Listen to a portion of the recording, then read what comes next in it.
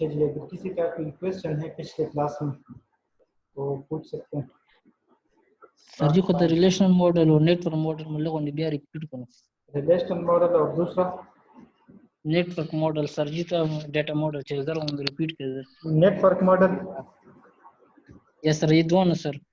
अच्छा ये relational model का तो आज ये पूरा क्लास है, ये आपको स्क्रीन पे नजर आ रहा होगा पूरा रिलेशनल मॉडल। Yes sir. अच्छा दोनों में जो आप लोग ये जो रिलेशनल मॉडल होता है, रिलेशनल मॉडल में हमारे पास data in the form of tables, logically in the form of tables पड़ा होता है, रोज और कॉलम्स। और जो नेटवर्क डेटा मॉडल है उसमें आपके पास हर रिकॉर्ड के लिए अपना एक नोड बन जाता है।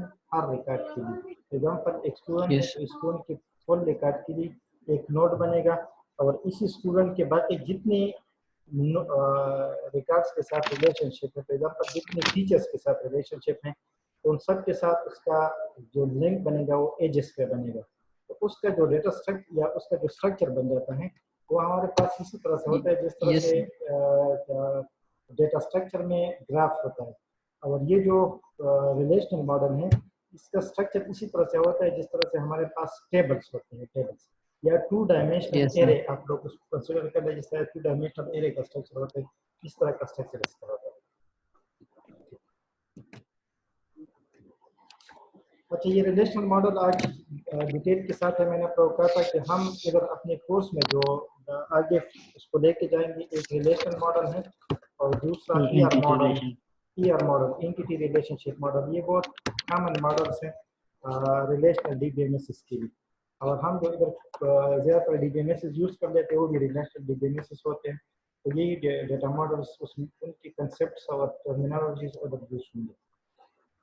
अच्छा जी, जो आज इसकी जस्ट वो टर्मिनोलॉजीज उसको डिस्कस करेंगे इस पूरी क्लास में कि हमें अंदाज़ा होकर जब हम किसी पर्टिकुलर टर्म का नाम ले लेते हैं तो हमें पता चलना चाहिए कि किस चीज़ के बारे में बात कर लेते हैं।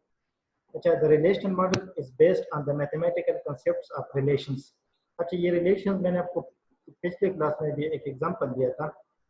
मैथमेटिक्स के एक कंसेप्ट है रिलेशंस और उसमें फिर है फंक्शंस। फंक्शन में फिर आपको मैं जस्ट रिमाइंड कर लूँ, इनटू फंक्शन होता था, अनटू फंक्शन होता था और वन टू वन फंक्शन होता था। तो इस जो रिलेशनल डेटा मॉडल है उसकी ज़्यादातर टर्मिनोलॉजीज इस कंसेप्ट से आ गई है, जो रिलेशन वाले कंसेप्ट है मैथमेटिक्स से, which is physically represented as table. वो भी जो आपको ये जो रिलेशन होता है इसको भी अगर आपने ग्राफिकली या ड्रा करना है तो भी जस्ट लाइक टेबल होता है। अच्छा जी कुछ लोग दरमियान में आ रहे हैं।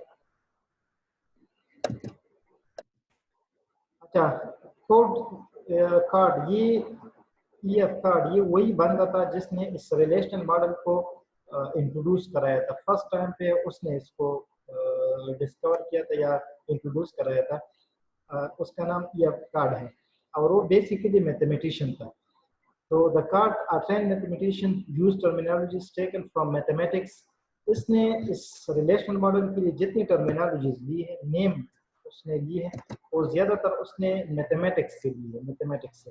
And principally set theory and predicate logic. और मैथमेटिक्स में भी उन्होंने इस दो जगहों से वो टर्मिनोलॉजी ली है, ज्यादातर सेट थ्योरी से ली है और प्रेडिकेट लॉजिक से ली है।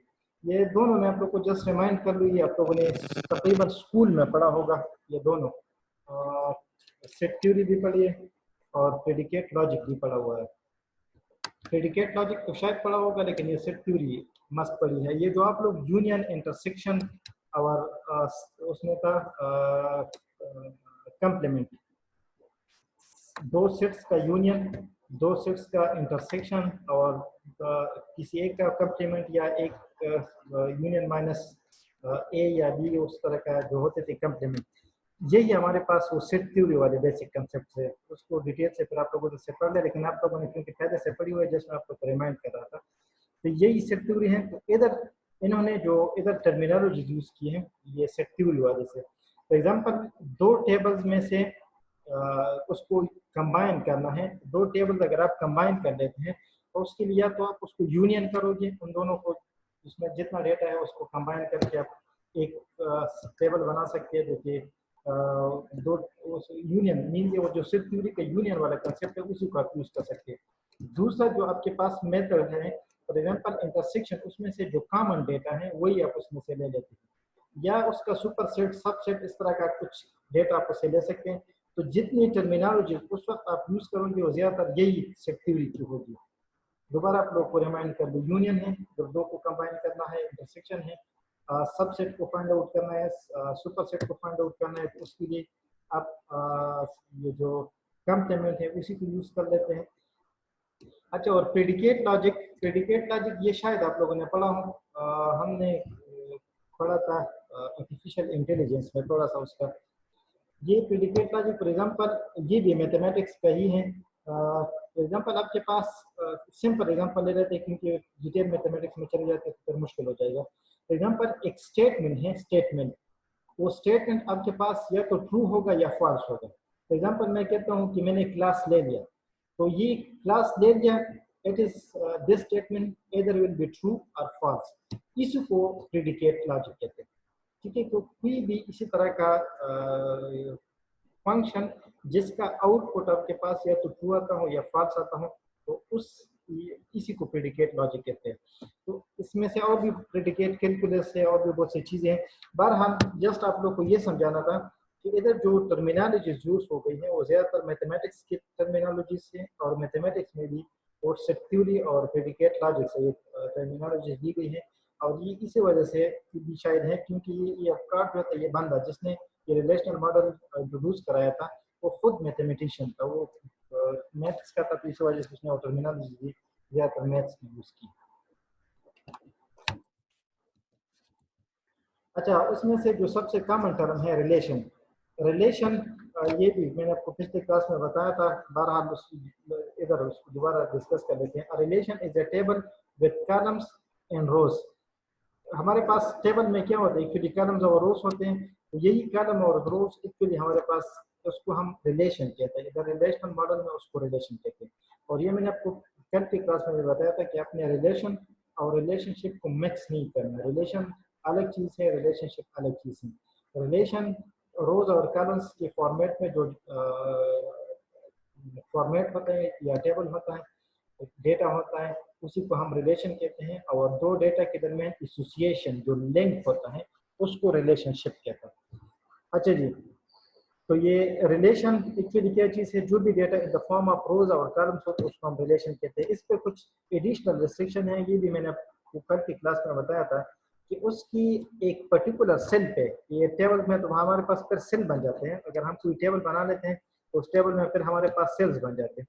तो मैं थोड़ा सा ड्रा कर लेता हूँ इधर एक छोटा सा टेबल। फॉर एग्जांपल ये हमारे पास एक टेबल हो गया।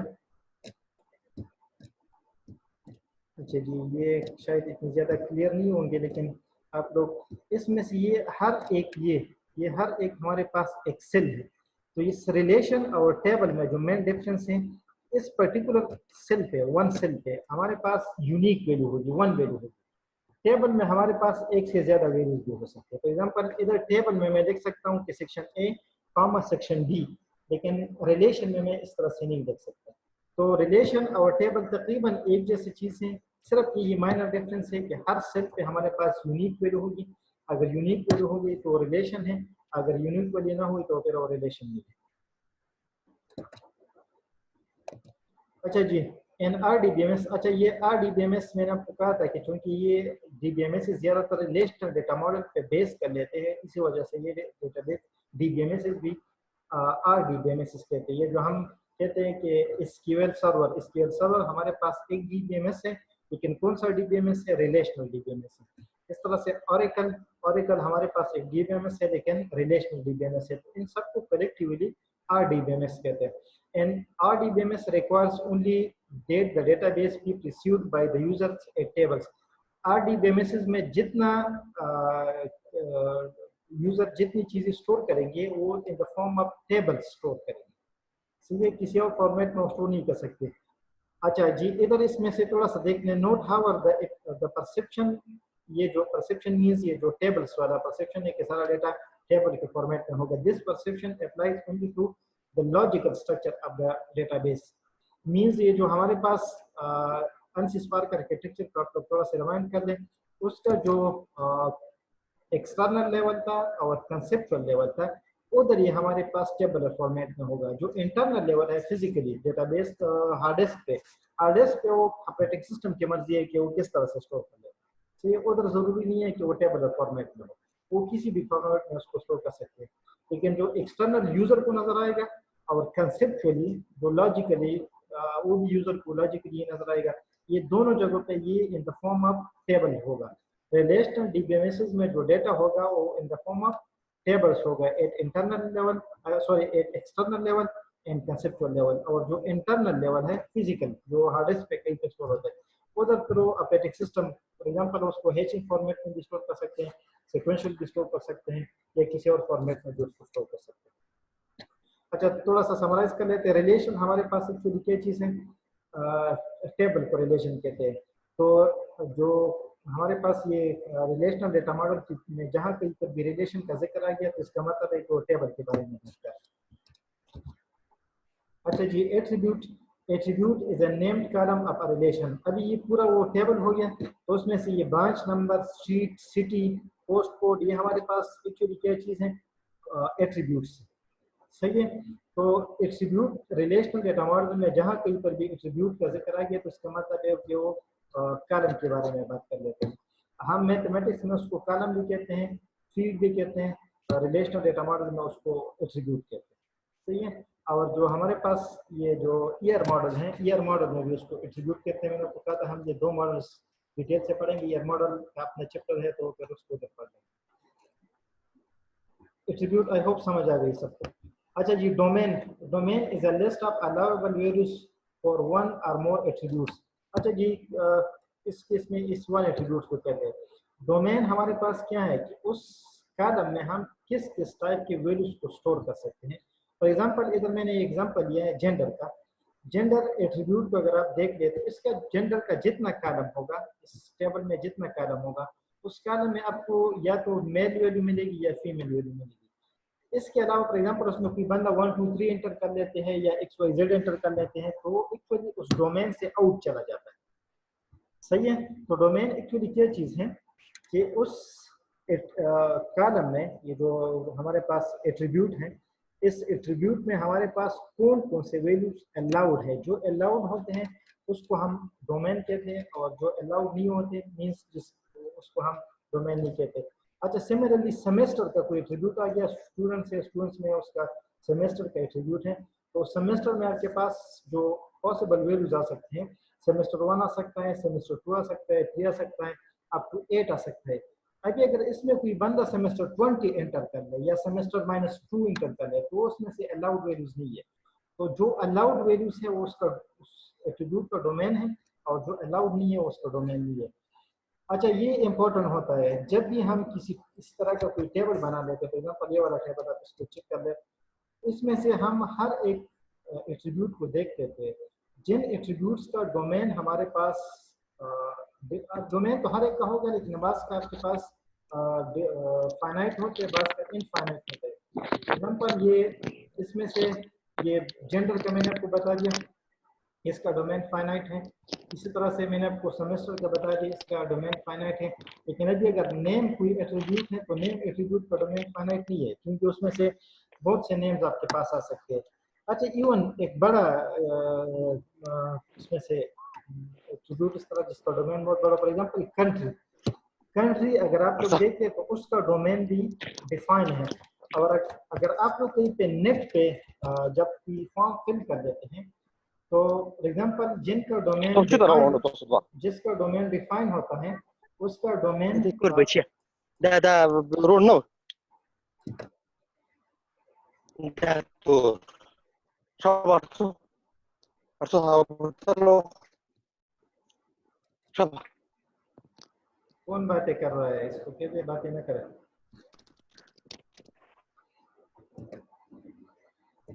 राशिद का माइक ऑन है सर जी, अभी बंद किया। राशिद अपना माइक बंद कर लो।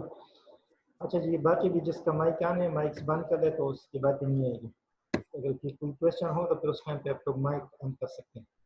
अच्छा जी, आप लोग for example form online form fill कर देते हैं, तो ऑनलाइन फॉर्म में जब भी आप लोग देख लें तो फॉर एग्जांपल उसमें अगर जेंडर है तो जेंडर के लिए कोई ड्रॉप डाउन लिस्ट होता है, आप उस लिस्ट पे क्लिक कर लेते हैं, आपके पास मल्टीपल वैल्यूज आ जाते हैं, आप उसमें से एक को सेलेक्ट कर लेते हैं। इसी तरह से या रेडियो बटन्स होते हैं, इसी तरह से फॉर एग्जांपल कंट्री, आप बाद जगह पहले क्या होता है कि कंट्री, आप तो उसमें भी आप लोग देखते हैं एक ड्रॉप डाउन लिस्ट होता है, तो ड्रॉप डाउन लिस्ट इसमें जितने वैल्यूज होते हैं वो एक्चुअली उस फील्ड, उस जो एट्रीब्यूट होता है उस एट्रीब्यूट का डोमेन होता है। आई होप समझ आ गई होगी। तो ये स्टार्ट में इसको आइडेंटिफाई करने इसकी जरूरी होता है कि जब इसकी इम्प्लीमेंटेशन होती है तो उस पर रेस्ट्रिक्शंस लगा देते हैं कि कोई बंदा इसमें कोई अनवैलिड डेटा एंटर ना कर सके। ये जो डोमेन कंस्ट्रेंट है, डोमेन कंस्ट्रेंट हम बाद में पढ़ लेंगे। डोमेन कंस्ट्रेंट इस चीज़ के लिए होता है कि एक एट्रीब्यूट के जो अलाउबल वैल्यूज होते हैं, इसके अलावा अगर कोई और वैल्यू आ जाती है तो सिस्टम उसको अलाउ नहीं करते। फॉर एग्जाम्पल जेंडर में एक बंदा अगर 1 2 3 एंटर कर लेते हैं तो चूंकि गलत होगा तो इस वजह से उसको स्टॉप कर लेते हैं, उसको डोमेन कंस्ट्रेंट कहते हैं। और ये डोमेन कंस्ट्रेंट आप तब लगा सकते हैं जब आप डोमेन को जानते हैं और डोमेन को आइडेंटिफाई कर सकते हैं। अच्छा जी, इसके बाद फिर टपल है। Tuple is a row of a relation. अच्छा, ये दोबारा मैं आपको बता दूं क्योंकि रिलेशनल डेटा मॉडल की बात हो रही है, तो रिलेशनल डेटा मॉडल में इस पूरी रो को, ये पूरी रो है, ठीक है, इस रो को क्या कहते हैं, इसको टपल कहते हैं। अभी बाकी जगहों पे, बाद जगहों पे इसको रो कहते हैं, बाद जगहों पे इसको रिकॉर्ड कहते हैं। जो ईयर मॉडल है उसमें उसको एंटिटी इंस्टेंस कहते हैं, ये जो पूरा रिकॉर्ड है उधर उसको एंटिटी इंस्टेंस कहते हैं, लेकिन रिलेशनल डेटा मॉडल में उसको टपल कहते हैं। जहां कहीं पर भी टपल, रो, एंटिटी इंस्टेंस इस चीज का जिक्र आ गया तो इसका मतलब है कि वो रो के बारे में बात कर रहे हैं, सही है। अच्छा, और ये रो हमारे पास इस एक पर्टिकुलर जो ऑब्जेक्ट होता है, फॉर एग्जांपल स्टूडेंट, एक अब स्टूडेंट नहीं बल्कि अली, स्टूडेंट आपके पास क्लास होगा, उसमें से एक पर्टिकुलर स्टूडेंट अली है, अली एक ऑब्जेक्ट है, तो उस ऑब्जेक्ट की जो ये पूरा डेटा है ये एक ये उसके लिए ये एक ऑब्जेक्ट बन जाता है। अगर आप इसको ऑब्जेक्ट ओरिएंटेड के कंसेप्ट में देख लेते हैं तो ये पूरा टपल आपके पास एक ऑब्जेक्ट बन जाता है, सही है। इस केस में इसमें ये मल्टीपल टपल्स। अच्छा जी, डिग्री एंड कोऑर्डिनेलिटी, ये दो टर्म्स इधर भी हैं, डिग्री का टर्म भी है और कोऑर्डिनेलिटी का टर्म भी है। ये दोनों टर्म्स पेयर मॉडल में भी हैं और ये अक्सर स्टूडेंट्स उसको मिक्स कर लेते हैं। तो ईयर मॉडल वाला डिग्री और रिलेशनल डेटा मॉडल वाला डिग्री इसको मिक्स कर लेते हैं, ये ज़हन में रख दें, इसको कभी आप लोगों ने मिक्स नहीं करना।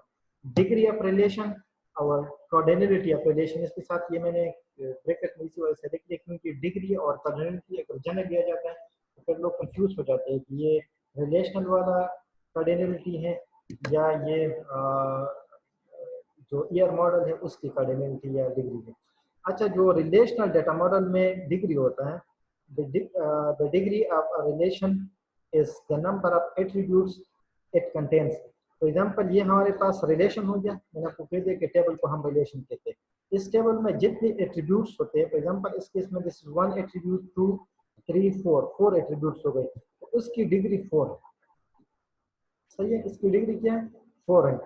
जितने कॉलम्स होते हैं वही उसकी डिग्री होते हैं। अच्छा, और डिग्री के लिए जो टर्म्स यूज होते हैं यूनरी है, इसको थोड़ा सा मैं लिख देता हूँ ताकि आप लोग इनकी एक यूनरी अगर कोई इस तरह का टेबल हो जिसमें एक ही कॉलम हो उसको हम कहते हैं कि इसकी डिग्री यूनरी है। दूसरा हमारे पास है बाइनरी, अगर कोई इस तरह का टेबल हो जिसमें हमारे पास 2 कॉलम्स हों, ठीक है, तो हम कहते हैं कि इसकी डिग्री जो है वो बाइनरी है। तीसरा हमारे पास है टर्नरी, अगर हमारे पास कोई इस तरह का टेबल हो जिसमें 3 कॉलम्स हों, इसकी डिग्री टर्नरी होती है। अगर 3 से ज्यादा हो जाते हैं, मोर देन 3, उन सब के लिए एनरी, ये एनरी इस तरह का प्रोनाउंस होता है, ये एन फिर हाइपन है फिर ARY, ये एनरी। ये एन हमारे पास फॉर एग्जांपल 4 हो सकता है, 5 हो सकता है, 6 एंड सो ऑन, यही आपके पास हो सकते हैं, ठीक है। तो अगर इसके फॉर एग्जांपल इस केस में ये 4 है तो इधर 4 आप लगा रहे तो इसका ये आपके पास डिग्री 4 हो गया। अगर 3 है तो टर्नरी डिग्री, 2 है तो बाइनरी डिग्री, अगर 1 है तो यूनरी डिग्री। तो डिग्री के लिए क्या है, किसी टेबल में या रिलेशन में जो नंबर ऑफ एट्रीब्यूट्स होते हैं उसको डिग्री कहते हैं। अच्छा, सिमिलरली जो हमारे पास कार्डिनलिटी ऑफ रिलेशन है, cardinality of relation is the number of tuples it contains. इसमें जितनी कॉलम्स होते हैं, सॉरी जितने रोज होते हैं, रोज, ये जितने रोज होते हैं उसको हम कार्डिनलिटी कहते हैं। दोबारा जहन में रख लीजिए, मैं आपको रिलेशनल मॉडल की बात कर रहा हूँ, ईयर मॉडल की बात नहीं कर रहा, ठीक है, क्योंकि अक्सर जगह पे ये दोनों टर्म्स ईयर मॉडल के लिए लोग यूज कर लेते हैं, रिलेशन के लिए बहुत कम यूज हो जाते हैं। बहरहाल इधर चूंकि हैं तो इस वजह से आप लोग को समझ आना चाहिए। बात पे इंटरव्यू में भी आप कंफ्यूज कर सकते हैं इसमें कि डिग्री तो इसको कहते हैं, आप कहते हैं कि इसको कहते हैं। तो आपको पता होना चाहिए कि एक जगह ये रिलेशनल मॉडल में इसको कहते हैं और ईयर मॉडल में फिर इसको कहते हैं। तो रिलेशनल मॉडल में ये कार्डिनलिटी जो है इस टेबल में जितने रोज हैं वो उसकी कार्डिनलिटी है। अच्छा, इसमें से ये कुछ टर्मिनोलॉजीज हैं, आप लोग शायद कहीं पे रीडिंग कर रहे होंगे उस टाइम पे आपको आ जाएंगे। बस टेबल्स को हम कहते हैं, ये जो रिलेशंस होते हैं इसको हम कहते हैं कि ये लो कार्डिनलिटी टेबल है। बस टेबल्स हमारे पास होते हैं जिसको हम कहते हैं ये हाई कार्डिनलिटी टेबल है। लो हाई ये दो टर्म्स यूज हो जाते हैं अक्सर। लो कार्डिनलिटी मीन्स कि इस टेबल में जो हमारे पास रिकॉर्ड्स आ जाते हैं वो कम आ जाते हैं, और हाई कार्डिनलिटी मीन्स कि इस टेबल में जो हमारे पास रिकॉर्ड्स आ जाते हैं वो ज़्यादा आ जाते हैं। फॉर एग्जांपल, अगर हमारे पास डिपार्टमेंट का टेबल है, फॉर एग्जांपल यूनिवर्सिटी है, यूनिवर्सिटी में डिपार्टमेंट का टेबल है, तो इस वक्त फॉर एग्जांपल हमारी यूनिवर्सिटी में फॉर एग्जांपल 30 टेबल्स डिपार्टमेंट्स हैं, तो उस डिपार्टमेंट वाले टेबल में टोटल कितने रिकॉर्ड्स होंगे? 30 रिकॉर्ड्स होंगे, क्योंकि हर डिपार्टमेंट की एक एक रिकॉर्ड हो गया। अभी इसमें से ये 30 से रिकॉर्ड्स 31 तब बनेंगे जब डिपार्टमेंट यूनिवर्सिटी में कोई नया डिपार्टमेंट बन जाए। तो नया डिपार्टमेंट तो नॉर्मली सालों में बन जाता है, तो इस टेबल में हमारे पास जो रिकॉर्ड्स आते हैं वो सालों में कोई कहीं पे एक रिकॉर्ड आएगा। तो मीन इसमें से जो रिकॉर्ड्स आते हैं वो बहुत कम आते हैं, इस वजह से हम कहते हैं कि इसकी कार्डिनलिटी बहुत लो है। लेकिन अगर इसी यूनिवर्सिटी के डेटाबेस में आप लोग स्टूडेंट का टेबल देख लें तो स्टूडेंट के टेबल में वो रिकॉर्ड बहुत ज्यादा आ जाते हैं, ठीक है, या बहुत फ्रीक्वेंट आ जाते हैं। तो जिसमें रिकॉर्ड ज्यादा आ जाते हैं या फ्रीक्वेंट आ जाते हैं उसको हम कहते हैं कि ये हाई कार्डिनलिटी टेबल है या हाई कार्डिनलिटी रिलेशन है। तो ये कार्डिनलिटी तो इस चीज को कहते हैं, नंबर ऑफ रिकॉर्ड्स को कहते हैं। लेकिन हाई कार्डिनलिटी मींस इसमें से ज्यादा रिकॉर्ड आते हैं, लो कार्डिनलिटी मींस इसमें से कम रिकॉर्ड आ जाते हैं। और एग्जांपल मैंने आपको कहते हैं कि डिपार्टमेंट वाला टेबल होगा उसमें रिकॉर्ड बहुत कम आएंगे, स्टूडेंट वाले टेबल में रिकॉर्ड बहुत ज्यादा या फ्रीक्वेंट आएंगे। अच्छा जी, आई होप समझ आ गई होगी। ये कार्डिनलिटी इसमें से जितने रिकॉर्ड्स हैं और ये डिग्री है इसमें से जितने आपके पास कॉलम्स हैं। सर ईयर मॉडल में डिग्री किसको कहते हैं? अच्छा जी, ईयर मॉडल में इसको तो मैंने छोड़ना था। बहरहाल ईयर मॉडल में हमारे पास दो एंटिटीज के दरमियान रिलेशनशिप होती है। तो ये एक एंटिटी हो गई, ये रिलेशनशिप हो गई, ये मैंने आप लोग को लैब में तकरीबन ड्रा किया हुआ था। ये शेप्स में से ये तो नहीं बना सकते क्योंकि माउस मेरे पास सेमी पैड पे बना रहा। अच्छा, ये this is relation, sorry relation नहीं, रिलेशनशिप, दिस इज रिलेशनशिप। ये एंटिटी ए हो गया और ये एंटिटी बी हो गया, सही है। तो ये रिलेशन, ये कार्डिनलिटी और रिलेशनशिप की कार्डिनलिटी होती है। तो जितनी एंटिटीज के दरमियान ये रिलेशनशिप होता है उतनी कार्डिनलिटी होती है। इस वक्त ये रिलेशनशिप जो है ये दो एंटिटीज के दरमियान है, तो इसकी डिग्री 2 है, बाइनरी डिग्री इसको कहते हैं। लेकिन अगर इस रिलेशन के साथ कोई तीसरा टेबल आ जाए, तीसरा, ये फॉर एग्जांपल सी, तीसरी एंटिटी इसमें आ गई, ठीक है, तो अभी ये रिलेशनशिप जो है ये इसमें तीन एंटिटीज पार्टिसिपेट कर लेते हैं, तो इसकी डिग्री 3 हो गया। और अगर इसमें फॉर एग्जांपल कोई नेक्स्ट एंटिटी आ गई तो फिर इसकी डिग्री हमारे पास 4 हो गई, एंड सो ऑन। इधर हमारे पास डिग्री ऑफ रिलेशनशिप होता है ईयर मॉडल में, ठीक है, और means the number of participating entities in a relationship is called degree of relationship. और इधर हमारे पास क्या है, the number of attributes in a relation is called relation degree, ठीक है। और दूसरी जो कार्डिनलिटी थी, कार्डिनलिटी के लिए पूरा 1 घंटा का टाइम चाहिए होता है, तो कार्डिनलिटी के साथ दो टर्म्स है, एक कार्डिनलिटी है एक मोडिलिटी है, तो उस पर काफी ज्यादा टाइम लगेगा आप लोगों को समझाने में। ठीक है सर, छोड़ो सही है, सर। तो आपको उधर उसमें रिमाइंड कर ले मुझे उस टाइम पे, मैं आप लोग को उधर पर समझा दूंगा। बहरहाल उसके लिए कुछ टाइम ज्यादा चाहिए होता है, वो रिलेशनशिप होता है मल्टीपल चीजों के दरमियान की वजह से। वन टू वन रिलेशनशिप है, वन टू मैनी है, मैनी टू मैनी। अच्छा, इसको क्लियर कर दें। अच्छा जी, जो प्रॉपर्टीज ऑफ रिलेशन, आपने अगर कोई रिलेशन बनाना है, टेबल बनाना है, तो उस टेबल में हमारे पास ये चीज़ें होंगी। The relation has a name that is distinct from all other relations. Relation names in the relational schema. Relational schema मैंने आप लोग को शायद पिछली क्लास में भी बताया था कि टेबल का जो स्ट्रक्चर, सॉरी डेटाबेस का जो स्ट्रक्चर होता है उसको हम वो कहते हैं, टेबल का जो स्ट्रक्चर होता है उसको हम, ये बंद आ रहा है, ये गैलेक्सी, ये शायद पहले भी मस्ती क्रिएट कर रहा था, ये फिर आ गया। अच्छा, द रिलेशन, जो रिलेशनल स्कीमा होता है, डेटाबेस का जो स्ट्रक्चर होता है उसको हम स्कीमा कहते हैं। अभी इस रिलेशन उसके पूरे स्ट्रक्चर में जितने टेबल्स होंगे, और हर टेबल का नाम यूनिक होगा। इसी तरह से नहीं हो सकता कि एक टेबल का नाम भी ए है और फिर दूसरी टेबल का नाम भी ए है। हर टेबल का यूनिक नेम होगा रिलेशनल स्कीमा में, क्योंकि उस पूरे स्ट्रक्चर में हर टेबल का यूनिक नेम होगा। अच्छा, each cell of the relation contains exactly one atomic value. ये मैंने आप लोग को उधर भी बता दिया, टेबल और रिलेशन में जो डिफरेंस मैं आप लोग को बता रहा था कि टेबल और रिलेशन में डिफरेंस क्या है, जिसमें हर सेल पे हमारे पास सिंगल वैल्यू होगी, एटॉमिक वैल्यू होगी, एक से ज्यादा वैल्यूज नहीं हो सकते। सही है। अच्छा, और इस एटॉमिक को आप लोग कंफ्यूज ना हुआ करें। फॉर एग्जांपल ये मोहम्मद अली हमारे पास एटॉमिक वैल्यू है, ये कोई मल्टीपल वैल्यूज नहीं है। सही है।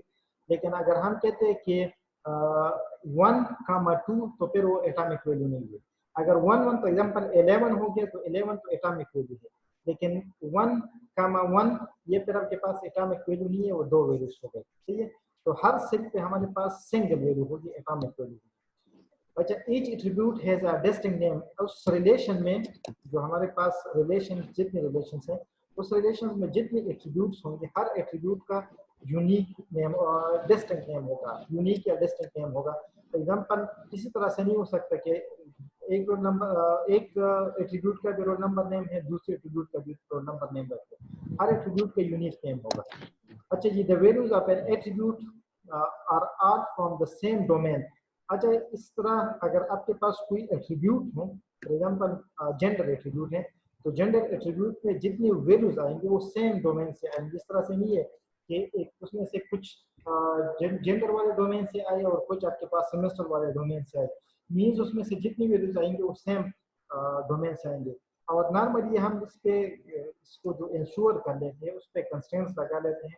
उन कंस्ट्रेंट्स को डोमेन कंस्ट्रेंट्स कहते हैं। ये डोमेन कंस्ट्रेंट्स हम बैक एंड पे लगा सकते हैं। और अगर आपने इन कंस्ट्रेंट्स को फ्रंट एंड पे लगाना है तो फ्रंट एंड में नॉर्मली हम फॉर्म में क्या कर लेते हैं, ड्रॉप डाउन लिस्ट बना लेते हैं। जो ड्रॉप डाउन लिस्ट होते हैं, कम्बो बॉक्स उसको कहते हैं प्रोग्रामिंग पॉइंट ऑफ व्यू से, वही कम्बो बॉक्सेस हम यूज कर लेते हैं और उसमें हम उस सारे वैल्यू डाल देते हैं जो कि उस एट्रीब्यूट का डोमेन होता है। तो फिर कोई बंदा बाय से वैल्यू इंटर नहीं कर सकता, उस ड्रॉप डाउन लिस्ट से कोई वैल्यू सेलेक्ट करेगा। तो एक इसकी रिलेशंस की प्रॉपर्टी ये है कि उसमें जितने एट्रीब्यूट्स होंगे उस एट्रीब्यूट्स की जितनी वैल्यूज होंगे वो उस डोमेन से आएंगे, डोमेन से बाहर नहीं आएंगे। ठीक है। अच्छा, each tuple is distinct, there is no duplicate tuples. अच्छा जी, इसी तरह से नहीं हो सकता कि एक रिकॉर्ड दो दफा एंटर हो जाए। ये अगर आप लोग को शायद उधर लैब में पता नहीं हमने ट्राई किया था कि नहीं ट्राई किया था, लेकिन आप लोग खुद अपने कंप्यूटर पे ट्राई कर लें। अगर आप एक रिकॉर्ड दो दफा एंटर करोगे तो DBMS भी आपको रोकेगा, क्योंकि आप उसमें से डुप्लीकेट रिकॉर्ड एंटर करते हैं। अगर DBMS आपको रोकते नहीं है तो फिर आपको कोई इस तरह का मैकेनिज्म यूज करना होगा कि आप डुप्लीकेट रिकॉर्ड्स एंटर ना कर सके। ठीक है। अच्छा जी, the order of attributes has no significance. For example, ये आप रोल नंबर पहले लिख लेते हैं, नेम पहले लिख लेते हैं, एड्रेस पहले लिख लेते हैं, जो भी ऑर्डर आप जो भी यूज कर लेते हैं। सही है। जो भी ऑर्डर आप यूज कर लेते हैं तो उसका कोई इंपॉर्टेंस नहीं है। सही है। अक्सर हम ये सोचते हैं कि हमने पहले रोल नंबर लिखना है, उसके बाद नेम लिखना है, उसके बाद आप अगर स्ट्रक्चर बना देते हैं, जो ये जो रिलेशंस बना देते हैं उसमें इसकी कोई इंपॉर्टेंस नहीं है। लेकिन जब हम फ्रंट एंड पे शो कर लेते हैं उधर फिर हम नॉर्मली सीक्वेंस फॉलो कर लेते हैं, लेकिन उसके लिए ज़रूरी नहीं है कि वो इंटरनली सीक्वेंस करें। अच्छा जी, the order of tuples has no significance, इस तरह से कहते हैं कि अगर हम ये भी फॉर एग्जांपल रोल नंबर 1 का डेटा पहले एंटर कर लो या रोल नंबर 100 का पहले एंटर कर लो, ये भी कोई सिग्निफिकेंस नहीं रखता, ठीक है। लेकिन ये कहते हैं कि थ्योरेटिकली सिग्निफिकेंस नहीं रखता, या डेटा की एक्यूरेसी और इस पॉइंट ऑफ व्यू से इस पर कोई सिग्निफिकेंस नहीं है, लेकिन परफॉर्मेंस पे, एफिशिएंसी पे असर हो सकता है, क्योंकि अगर आपने सॉर्टेड डेटा एंटर किया हुआ है तो सॉर्टेड डेटा की एक्सेस आसान होती है एज कम्पेयर टू जो अनसॉर्टेड डेटा आपके पास या जो रैंडम डेटा आपके पास। इसमें कोई क्वेश्चन है? अच्छा जी, 3-4 मिनट रहते हैं, आप लोग अपना अटेंडेंस के साथ साथ लगा लेते हैं, ठीक है। वही फॉर्मेट होगा, नेम, रोल नंबर, सेक्शन, ये सारी चीज़ आप लोग एंटर कर दें, मैसेज करें। शायद ये लास्ट स्लाइड भी है। अच्छा जी, कलेक्शन ऑफ रिलेशनल डेटाबेस क्या चीज़ होगा, ये relational data model point of view से उसको डिस्कस कर लेते हैं। कि collection of normalized relations with this distinct relation names, अगर हमारे पास नॉर्मलाइज्ड रिलेशन, तो ये नॉर्मलाइजेशन हमने पढ़ा नहीं हुआ, तो इस वजह से कुछ ज़्यादा डिस्कशन नहीं कर सकते। हमारे पास जितने टेबल्स होंगे वो नॉर्मलाइज्ड होंगे, जितने रिलेशंस हैं, और उसकी यूनिक नेम होंगे। अगर नॉर्मलाइज्ड भी हो और यूनिक नेम भी हो तो फिर उसको हम रिलेशनल डेटाबेस करेंगे, इसलिए अगर नॉर्मलाइज्ड ना हो या उसके नेम यूनिक ना हो तो फिर उसको हम रिलेशनल डेटाबेस नहीं कह सकते। इसमें कोई क्वेश्चन है? नॉर्मलाइजेशन क्योंकि पूरा टॉपिक है तो उसको भी ज़्यादा डिस्कशन नहीं कर सकते, फिर भी अगर आप सर नॉर्मलाइज्ड एक अब उसका एक टेक्निक है नॉर्मलाइजेशन, वो हम एक रिलेशन पे अप्लाई कर लेते हैं और उसकी जो कंडीशंस होते हैं उस टेक्निक के, अगर वो रिलेशन सेटिस्फाई करते हैं तो हम कहते हैं कि ये रिलेशन नॉर्मलाइज्ड है। फॉर एग्जांपल उसका जो फर्स्ट नॉर्मल फॉर्म है वो कहते हैं कि जो रिलेशन है या जो टेबल है इसमें से कोई रिपीटिंग वैल्यूज नहीं होगी। फॉर एग्जांपल आप लोग देख लीजिए जो स्टूडेंट और डिपार्टमेंट का टेबल, अगर आप एक स्टूडेंट और डिपार्टमेंट का डेटा अगर आप एक रिलेशन में इंसर्ट कर देते हैं, डाल देते हैं, तो उसमें से फॉर एग्जांपल स्टूडेंट 1 हो गया, तो स्टूडेंट 1 के पास के साथ भी सीएस डिपार्टमेंट है, स्टूडेंट 2 के साथ भी सीएस डिपार्टमेंट है, स्टूडेंट 3 के साथ भी सीएस डिपार्टमेंट है, तो ये सीएस डिपार्टमेंट का जो डेटा है हमारे पास रिपीट हो रहा है। तो नॉर्मलाइजेशन में हम क्या करते हैं, फॉर एग्जांपल डिफरेंट स्टेप्स होंगे, वो फर्स्ट नॉर्मल फॉर्म में हम क्या कर लेते हैं, इस रिपीटिंग ग्रुप को रिमूव कर लेते हैं, उसके लिए डिफरेंट टेक्निक से इसको रिमूव करने के लिए। तो अगर हमने इस रिपीटिंग ग्रुप्स को रिमूव कर ली तो इसका मतलब है कि हमने उस टेबल को फर्स्ट नॉर्मल फॉर्म में लेके आ गए। तो मतलब कि ये जो रिलेशन है वो नॉर्मलाइजेशन के फर्स्ट नॉर्मल फॉर्म या जो टेक्निक था उसके फर्स्ट नॉर्मल फॉर्म का जो कंडीशन है वो सेटिस्फाई कर रहा है। अब उसके लिए सेकंड नॉर्मल फॉर्म की कंडीशन को सेटिस्फाई करना होगा, फिर थर्ड का होगा, इस तरह से एक एक का करना होगा। जब वो सारे कंडीशन को सेटिस्फाई कर ले तो फिर हम कहते हैं कि ये रिलेशन अभी नॉर्मलाइज्ड फॉर्म में आ गया। सही है, ठीक है सर। अच्छा जी, अगर कोई और क्वेश्चन है शायद 1-2 मिनट रहते हैं या कोई जनरल डिस्कशन है तो भी आप लोग कर सकते हैं।